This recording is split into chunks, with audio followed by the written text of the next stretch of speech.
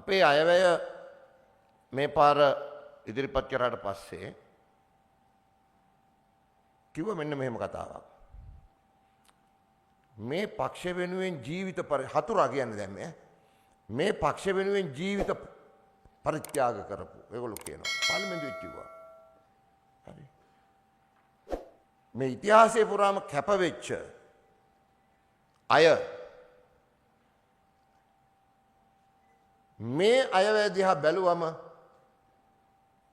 අපරාධ ඒගොල්ලෝ ජීවිත කැප කරේ කියලා හිතයි.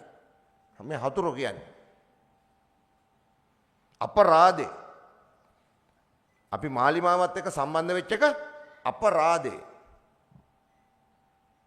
අපරාධ මේ කැපවීම කරේ ඉතිහාසයේ. එයාගේ පවුල් වලට එහෙම හිතේ. අපරාධේ. ඒවට අපේ පාර්ලිමේන්තුවේ මේ මෙතනත් ඉන්න මෙතන නැති සහෝදර සහෝදරියෝට උත්තර දුන්නා. එතකොට කියනවා 71 අරගල කරේ සමාජවාදය වෙනුවෙන්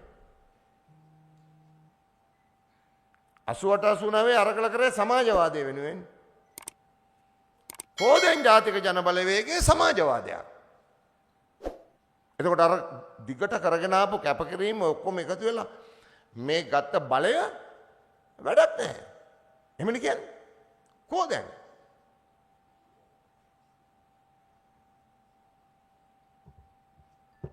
එහෙම කියලා ඉතින් ඔල්ලෝ එක එක જાති කියනවා. හරි.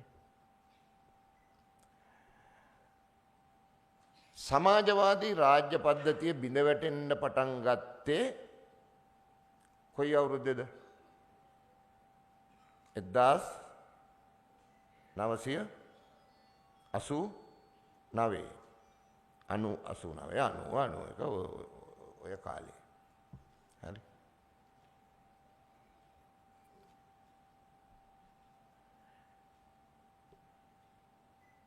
ඒ වැඩේ වුණාට පස්සේ සහෝදර සහෝදරියෝ දන්නවා නැගෙනහිර යුරෝපයේ සමාජවාදී කඳුර කියලා වචනයක් අහලා. නැගෙනහිර යුරෝපයේ සමාජවාදී කඳුර. ඒකට ඒක රටවල් ගොඩක් තිබ්බනේ. සෝවියට් දේශය, නැගෙනහිර ජර්මනිය නේ, පෝලන්තය, හංගේරියාව, බල්ගේරියාව ඔහොම කී. හරි. ඒක බිඳ වැටුණා. ඒක බිඳ වැටුණාට පස්සේ ඔය ඊට කලින් එකක් කිව්වොත් මේ 1979 නිකරගුවාවේ අරගලයක් කරා ලොකු සටනක් කරා සමාජවාදී රාජ්‍යයක් බිහි කරගත්තා. හරි. එතනින් පස්සේ දිගටම තියෙන්නේ වැටිල්ල. දුර්වල ඇවිල්ලා ඔය දැන් අපි කියන කාලේ වැටිලාම ගියා. හරි.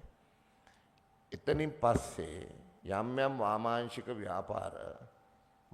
ව්‍යාපාර කියන වචනේ මම මේ කියන්නේ වාමාංශික ව්‍යාපාර යම් තැන්වල ඡන්දෙන් මෙහෙන් එක විදියට බලයට ආවා. හට ඒවත් වැටුණා.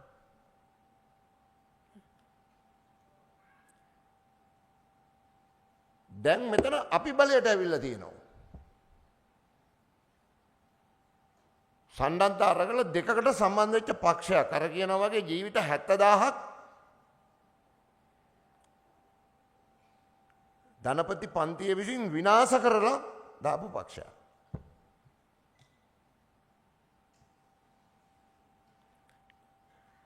එතකොට දැන් සමාජවාදී කඳවුරුත් නැහැ. එහෙම නැහැ ලෝකේ. එහෙම කඳවුරු නැහැ.